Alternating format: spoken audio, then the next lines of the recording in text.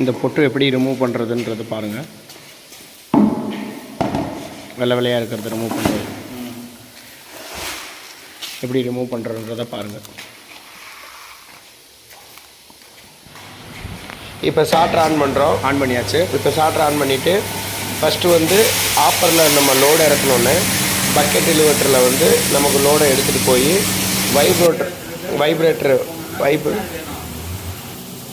Vibrator மூலம் vibrate ஆகி நமக்கு பொக்குகளெல்லாம் எடுத்துரும்.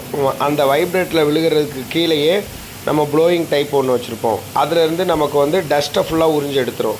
ஸோ இந்த இதை பக்கெட் எலிவேட்ரு நம்ம கப்பாக எடுத்துக்கும். இதுலேயும் ஓப்பன் க்ளோஸ் இருக்குது.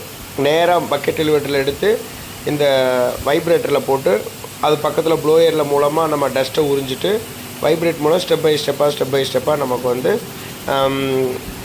க்ளீன் பண்ணி கொடுத்துரும். உங்களுக்கு பக்காவாக கோதுமை வந்து ஃப்ரெஷ்ஷாக வந்துடும். இதை எடுத்து அடுத்த ப்ராசஸில் வந்து நான் உங்களுக்கு எப்படி அரைக்கிறது எல்லான்றதையும் சொல்கிறேன். எல்லாமே நம்ம வந்து இதுக்கு கொஞ்சம் ஹெவியாக பண்ணி கொடுத்தனால எல்லாமே 3 phase மோட்ரு போட்டே உங்களுக்கு பண்ணி கொடுத்துருக்கோம்.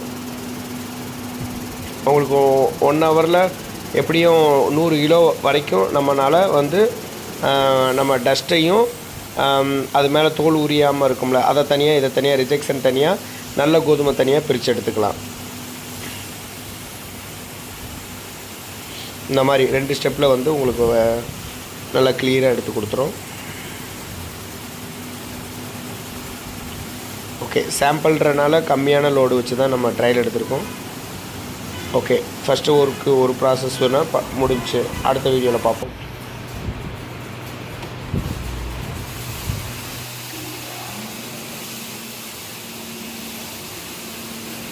மறுபடியும் ஒரு ட்ரையலு எலிவேட்டரில் இருக்க பக்கெட்டில் போட்டாச்சு.